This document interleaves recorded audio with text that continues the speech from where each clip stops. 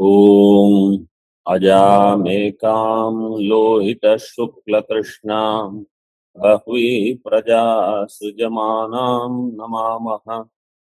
अजायेतां जुषमाणां भजन्ते जहत्येनां भुक्तभोगान् नुमस्तान्।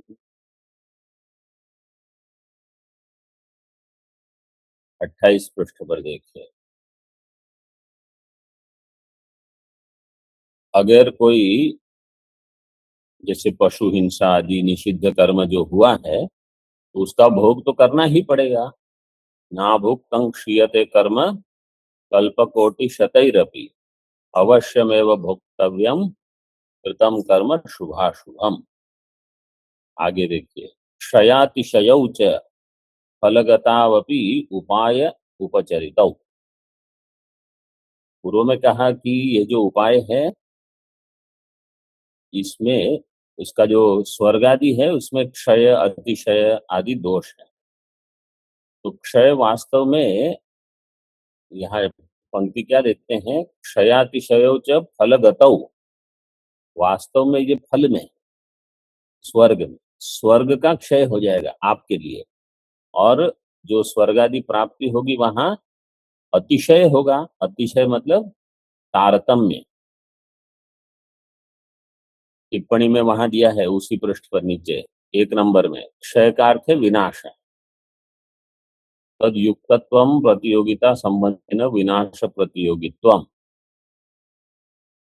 और अतिशय का अर्थ है आधिक्यम अथवा तारतम्य न्यूनाधिक्यम।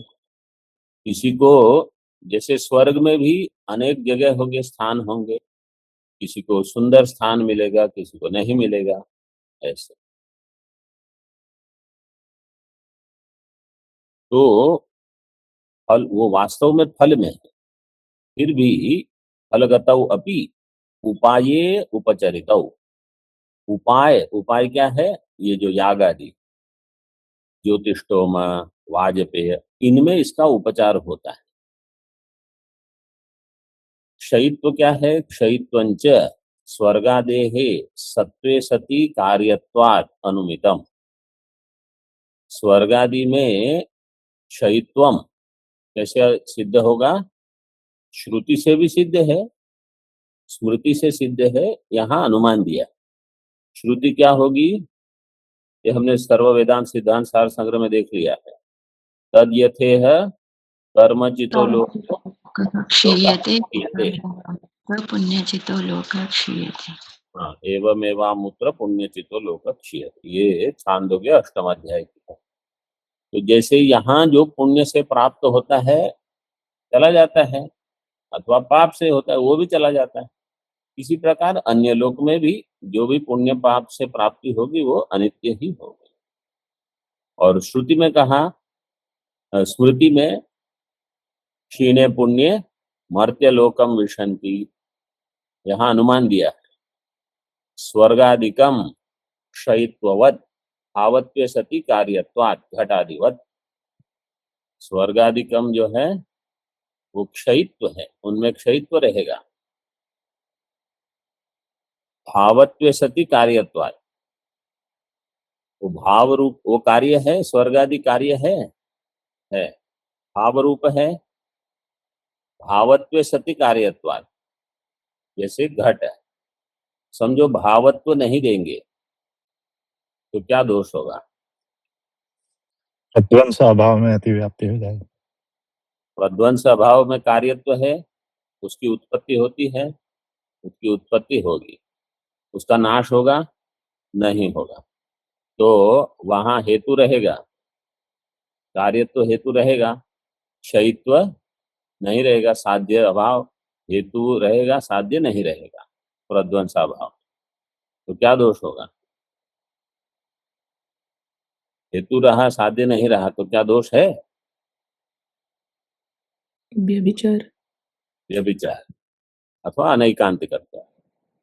तो इसलिए भावत्व सती दे दिया, भाव रूप ऐसे। तो ये नियम हो गया कि स्वर्ग क्षयित्व वाला है। ज्योतिष्टोमादय स्वर्ग मात्रस्य साधनम। ज्योतिष्टोमादि है उससे केवल स्वर्ग तक आप पहुंच सकते हो। वाजपेयादयस्तु स्वराज्यस्य इति अतिशय युक्तत्वम। वाजपेय याग करोगे तो स्वराज्य, आपको केवल स्वर्ग नहीं, केवल मतलब केवल स्वर्ग में पहुंचोगे इतना ही नहीं, आप वहां के राजा हो जाओगे वाजपेय याद करोगे। तो कोई यहाँ इतनी मेहनत करता है ज्योतिषोम करने के लिए, और दूसरा है वो वाजपेय याग करेगा, तो वाजपेय याग वाला वहां इंद्र बनेगा, वो दूसरा उसके नीचे बैठेगा, मतलब नीचा आसन होगा उसका। देखो यहाँ वाजपेयेन स्वराज्य कामो यजेत, 4 नंबर टिप्पणी। स्वः स्वर्गे राजते इति स्वराट, वहां पुस्तक में दिया है स्वराट, आपके पुस्तक में दिया है नहीं, स्वराट, स्वराट नहीं, वहां गलत दिया। फिर तस्य भावः स्वराज्यम इंद्रत्वम तत्कामः, तो हो जाएगा स्वराज्य काम। वो हम वेदांत के लिए ऐसे, यहाँ तो स्वर्ग स्वः राजते। पर संपद उत्कर्षो ही हीन संपदम पुरुषम दुखा करोति। देखो ये युक्ति है अथवा न्याय है। क्या न्याय है? पर संपद उत्कर्षो ही हीन संपदम पुरुषम दुखा करोति। कोई ऐसा व्यक्ति है जिसकी उत्कर्ष संपत्ति है, तो पर संपद उत्कर्ष, उसका उत्कर्ष देखकर जो हीन संपद वाला पुरुष है वो दुखी हो जाएगा। दुखा करोति, दुखा करोति में क्या प्रत्यय लगा? ई प्रत्यय, इकार कहाँ है? कोई हाँ, ऑनलाइन वाले दुखा करोति, दुखा करोति में डाच प्रत्यय। सूत्र है दुखात प्रातिलोम्ये, लिख लीजिए, संख्या लिख लीजिए, बाद में देख लेना। 5 4 64, 5 4 64, दुखात प्रातिलोम्ये। प्रातिलोम्य का अर्थ है प्रतिकूल वर्तन जहां हो। तो कृ धातु के योग में अगर दुख शब्द है तो डाच प्रत्यय करके दुखा करोति बनेगा शब्द। आचार्य भी ऐसे शब्दों का व्यवहार करते हैं ताकि हम थोड़े सूत्र देखते रहें, नहीं तो हाँ हाँ सब। तो लेकिन ये वास्तविकता है। ये किसको होगा? जहां भेद बुद्धि बहुत दृढ़ है, वो अन्य है, हमसे भिन्न है और उनका उत्कर्ष हो रहा है, वो सहन नहीं होगा। जहां भेद बुद्धि तीव्र हो, द्वेष बुद्धि हो। लेकिन अगर कोई अपना है, जैसे पिता को पुत्र की उन्नति देखकर हर्ष होता है, तो गुरु को शिष्य की उन्नति देखकर हर्ष होगा, अच्छा है आगे बढ़ रहे हैं। लेकिन सामान्य व्यक्ति जो है, अगर उनको द्वेष होता है तो दुखी होते हैं। और भी अपाम सोमम अमृता अभूम इति च अमृतत्व अभिधानम चिरस्थेमानम उपलक्षयति। अपाम सोमम अमृता अभूम, सोम का पान करने से हम अमृत हो गए। और इति च अमृतत्व अभिधानम चिरस्थेमानम, चिरस्थेमानम क्या है? वो तो समझ में आ ही जाएगा, चिरस्थायित्व, लेकिन शब्द क्या है? तो प्रत्यय है। नहीं, स्थेमन प्रातिपदिक है, स्थेमन। जैसे महिमन, लघिमन, अणिमन, ऐसे स्थेमन। स्थेमन प्रातिपदिक प्रथमा एकवचन क्या होगा? स्थेमा, स्थेमानव, स्थेमानः। आगे स्थेमानम बना, ये द्वितीया एक वचन है, स्थेमानम। अभी स्थेमन शब्द कैसे बनेगा? स्था धातु इमनिच प्रत्यय। स्था धातु से नहीं, स्थिर में स्थ आदेश करना पड़ेगा। प्रिय स्थिर स्फिरोरु बहुल गुरु वृद्ध रुप्र दीर्घ वृंदाकाणाम प्रस्थ, तो स्थ आया है, प्रस्थ स्फ, तो स्थिर के लिए स्थ आदेश होगा। फिर स्थ में इमनिच करोगे तो स्थेमन बनेगा। इमनिच प्रत्यय करने के लिए क्या सूत्र है? ये पृथ्वादिभ्य इमनिज्वा जो है, इसमें पृथुगण में वास्तव में ये स्थिर शब्द है नहीं, लेकिन इस सूत्र के बहुत सारे शब्द हैं। आकृति गण वहां लिखा नहीं है, तो अभी समाधान, जहां वास्तव में आकृति गण होते हैं तो लिखते हैं आकृति गणोयम, इसमें दिया नहीं है, लेकिन मान के वही अभी और क्या। तो पृथ्वी आदिभ्य इमनिज्वा सूत्र से इमनिच प्रत्यय करके हो जाएगा।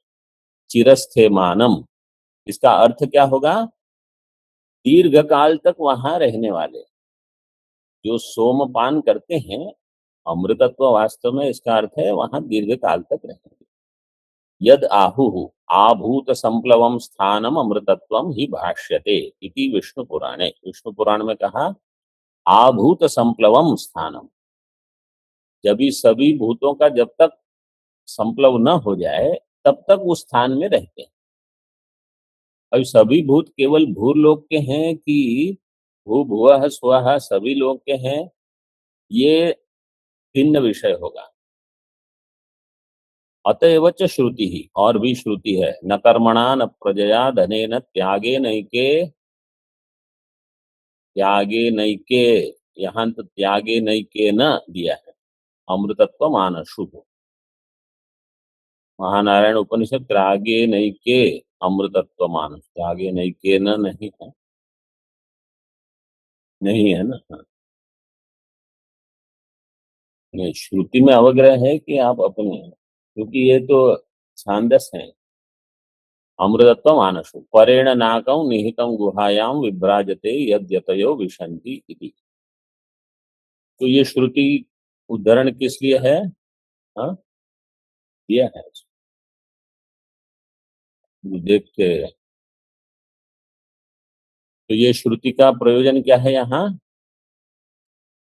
कर्म से अमृतत्व नहीं मिलेगा, जो भी प्राप्त होगा वो अनित्य है। त्यागे न अमृतत्व, न कर्मणा अमृतत्वम न प्रजया अमृतत्वम न धनेन अमृतत्वम, त्यागे न अमृतत्वम, ये मुख्य दिया। तथा कर्मणा मृत्युम ऋषयो निषेधुः प्रजावन्तो द्रविणम ईहमानाः तथा परे ऋषयो ये मनीषिणः परम कर्मभ्यो अमृतत्वमानशुः इति च। और ये भी श्रुति दे दी, कर्मणा मृत्युम ऋषयो निषेधु, ऋषियों ने बताया कि कर्म के द्वारा मृत्यु आदि की प्राप्ति हो। मृत्यु का अर्थ है पुनर्जन्म होगा इनका, ऐसे अमृतत्व नहीं।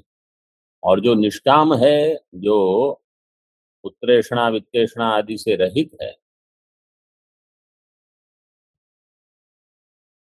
पुत्र द्रविण मतलब द्रव्य इत्यादि, ये सब तो जो चाहिए जिसको, ये उनको पुनर्मृत्यु होगी। और जो परे ऋषयः अन्ये मनीषिणः कर्मभ्यः परम अमृतत्वम, जो कर्म से पर है अमृतत्व, इसको प्राप्त करते हैं, उसको ही जानना है, वही मुख्य है।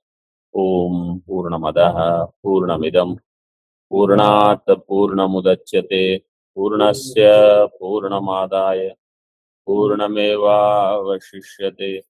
ओम शांति शांति शांति।